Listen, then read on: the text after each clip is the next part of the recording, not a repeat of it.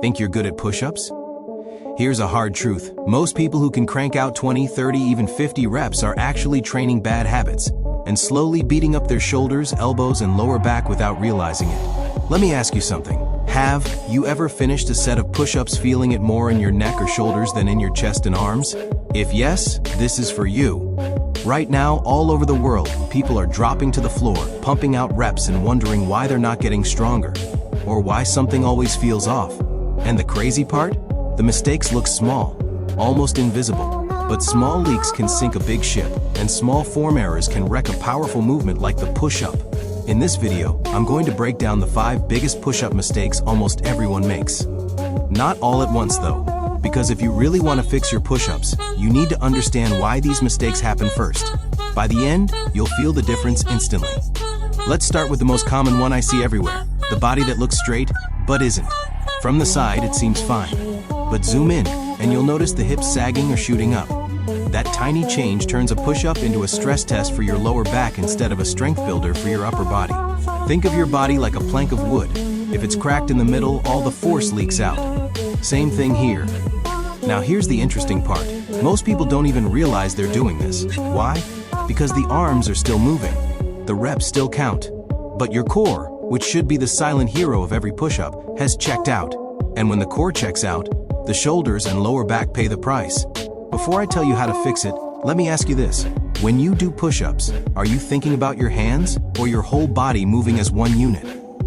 That question alone changes everything. Another sneaky mistake, and this one is huge, has to do with elbow position. Watch most people from above and you'll see elbows flaring way out to the sides, like chicken wings.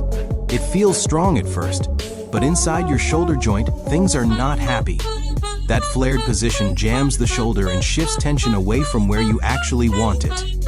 I'm not going to give you the full correction yet, but here's a hint.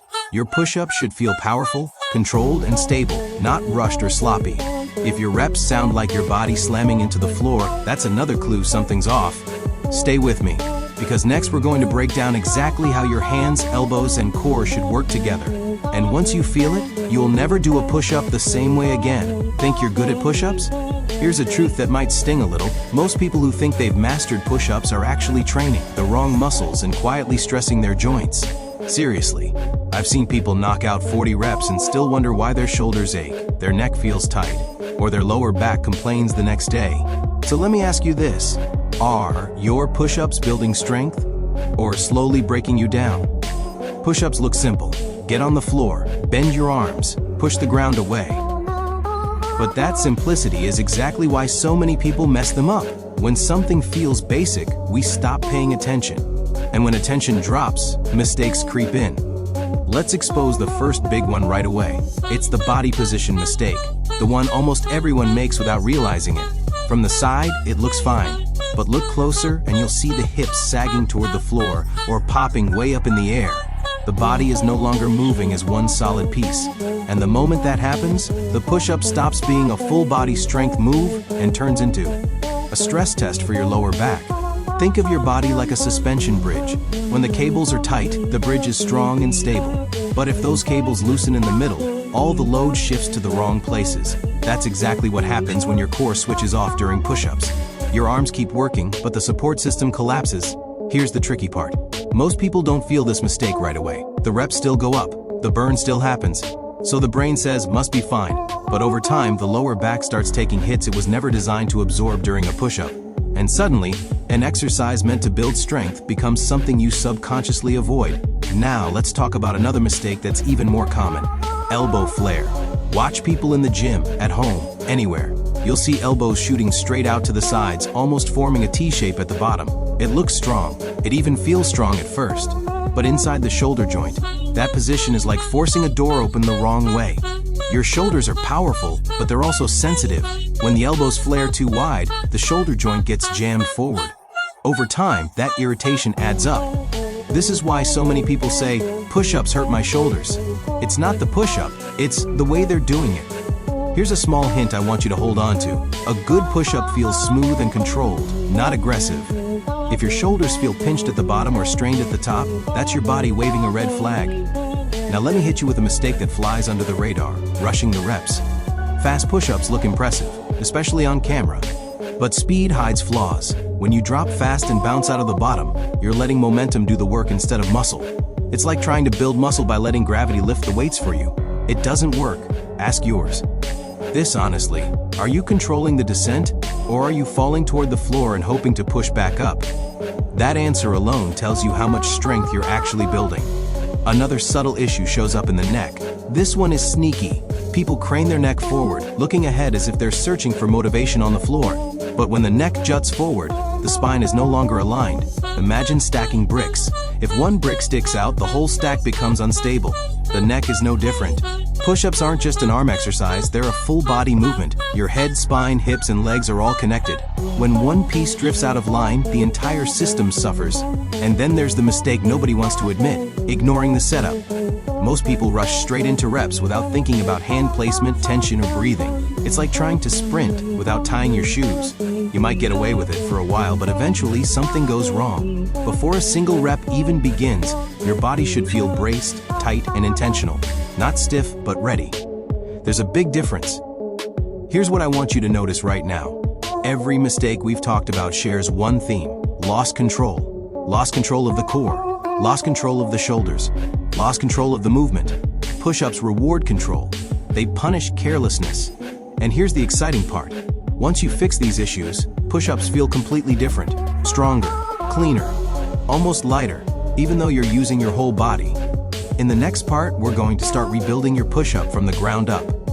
I'll show you how to lock in your body position, protect your shoulders, and finally feel your chest, arms, and core working together instead of fighting each other. Stay with me, because one small adjustment is about to give you a massive oh wow moment. Think. You're good at push-ups?